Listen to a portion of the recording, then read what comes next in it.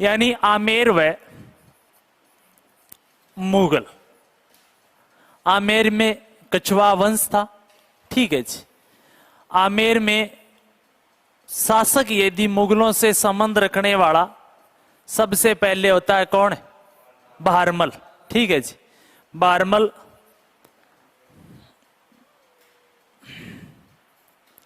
1547 से 73 तक शासक रहा था, ठीक है जी। और बहारमल ने सबसे पहले मुगलों से संबंध स्थापित किए थे।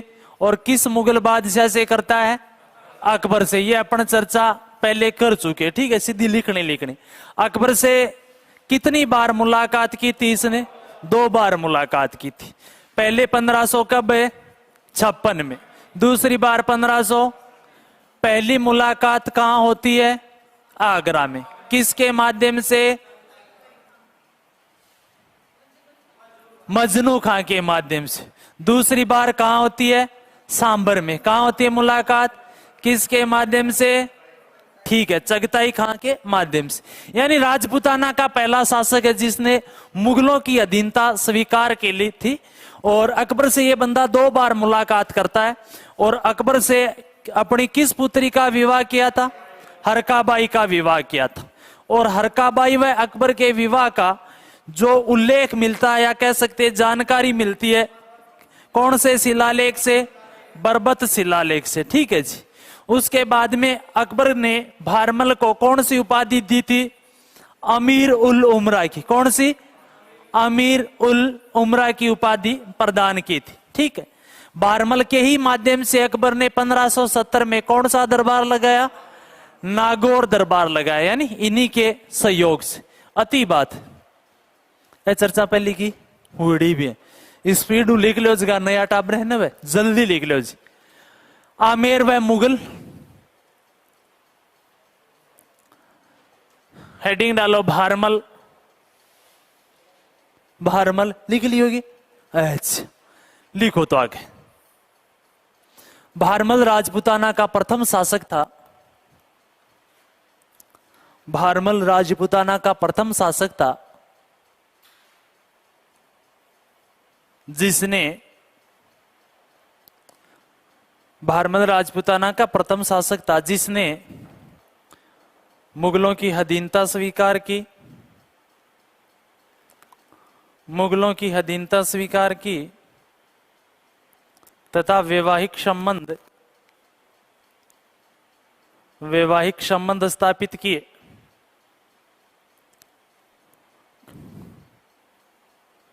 वैवाहिक संबंध स्थापित किए, हाँ जी। उसके बाद लिखना, बहारमल ने अकबर से 2 बार मुलाकात की। बहारमल ने अकबर से कितनी बार? 2 बार मुलाकात की।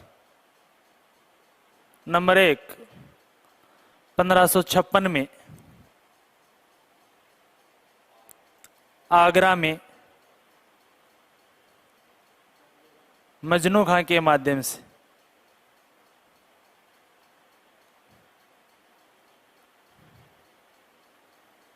नंबर 2, 1562 में सांभर में चगताई खां के माध्यम से।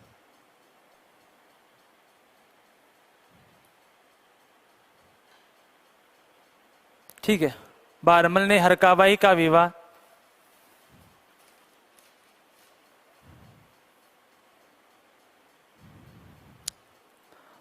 अकबर के साथ किया।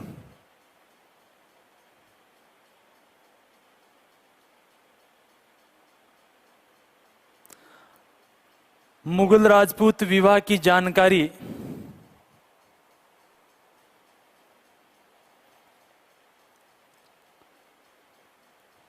बरबत के शिलालेख से मिलती है।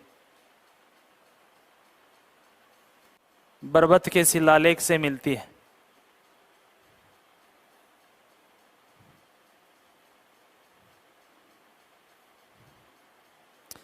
उसके बाद लिखना, अकबर ने बहारमल को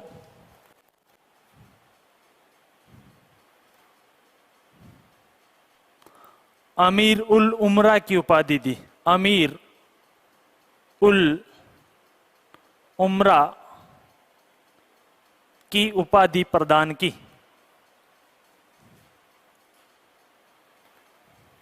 प्रदान की। उसके बाद लिखना बहरमल के सहयोग से ही अकबर ने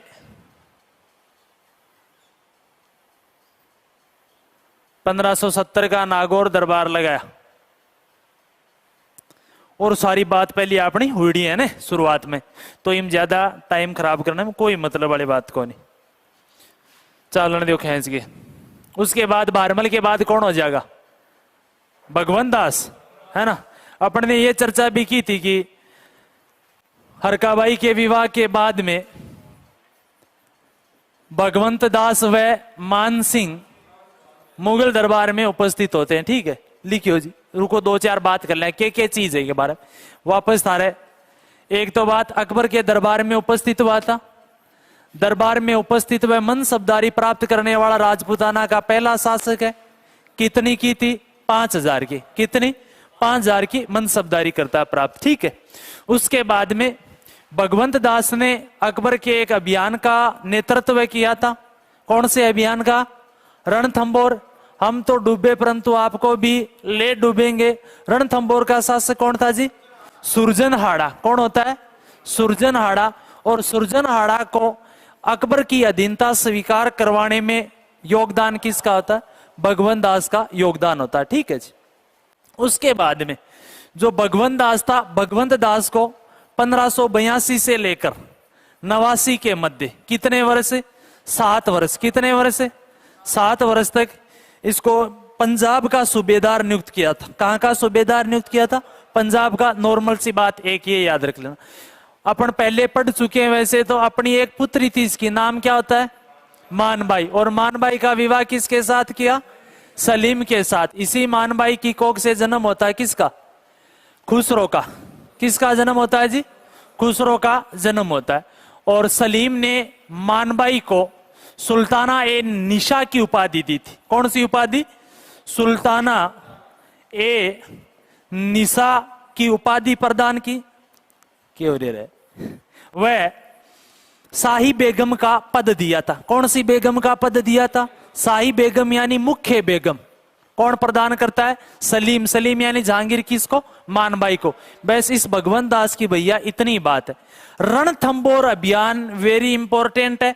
रणथंबोर अभियान का नेतृत्व भगवंत दास ने किया था, परंतु इसका पुत्र कौन होता है? मान सिंह। ये भी इस अभियान में साथ ही जाता है।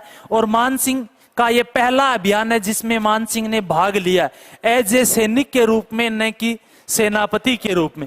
मान सिंह सेनापति के रूप में सबसे पहले हल्दी घाटी युद्ध में ही भाग लेता है। ठीक है, थोड़ा सा ध्यान रख लेना, हालांकि अभी बात नॉर्मल हो रही है पहले ही। लिखो दबा के जी, भगवंत दास।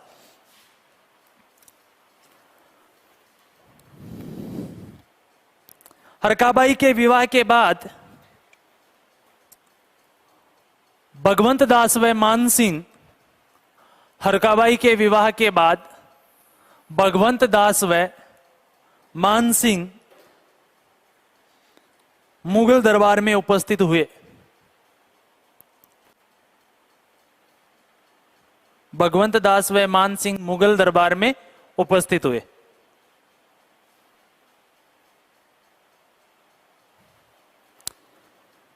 उसके बाद लिखना भगवंत दास राजपूताना का प्रथम शासक है। राजपूताना का प्रथम शासक है जिसने मुगलों की मनसबदारी प्राप्त की।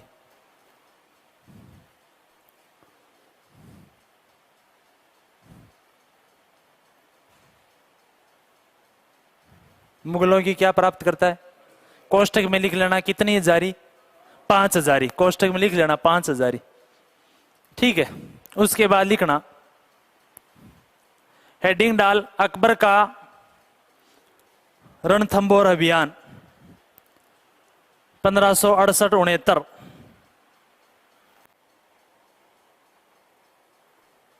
68 69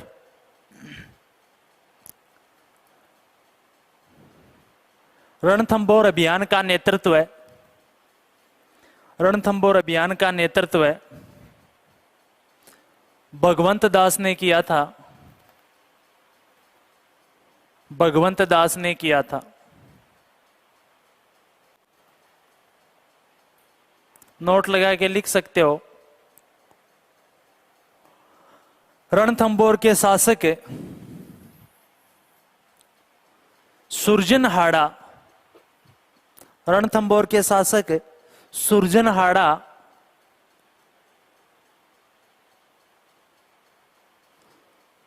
को अकबर के अधीन करने में, रणथंभौर के शासक सुरजनहाड़ा को अकबर के अधीन करने में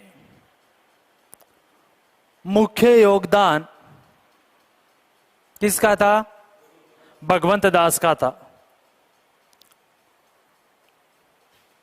एक और भी लिख सकते हो, या किस शिष्टमंडल के रूप में गया था क्या? ये कितने नंबर वाले? 3 नंबर लिख लेना। भगवंत दास महाराणा प्रताप को समझाने के लिए, भगवंत दास महाराणा प्रताप को समझाने के लिए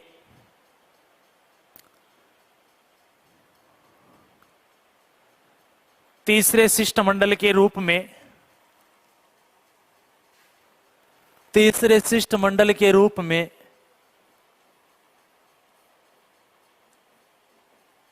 कब? अक्टूबर 1573 को गए थे।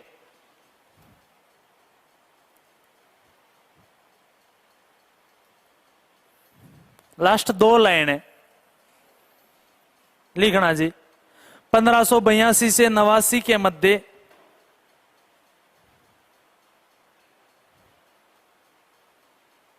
से 89 के मध्य पंजाब के गवर्नर रहे थे। कहां के गवर्नर रहे थे? पंजाब के गवर्नर रहे थे।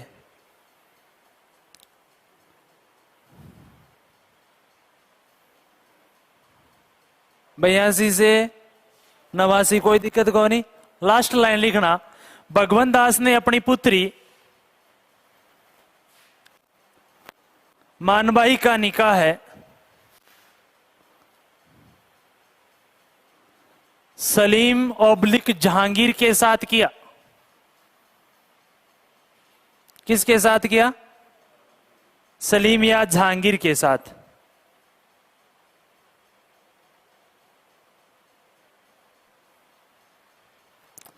मानबाई की कोख से किसका जन्म? खुसरो का जन्म हुआ। मानबाई की कोख से खुसरो का जन्म हुआ। ठीक है जी। उसके बाद लिखना, सलीम ने मानबाई को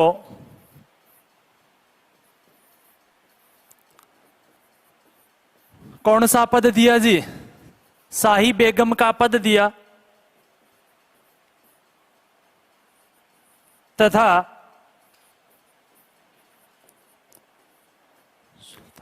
सुल्ताना ए निशा की उपाधि दी।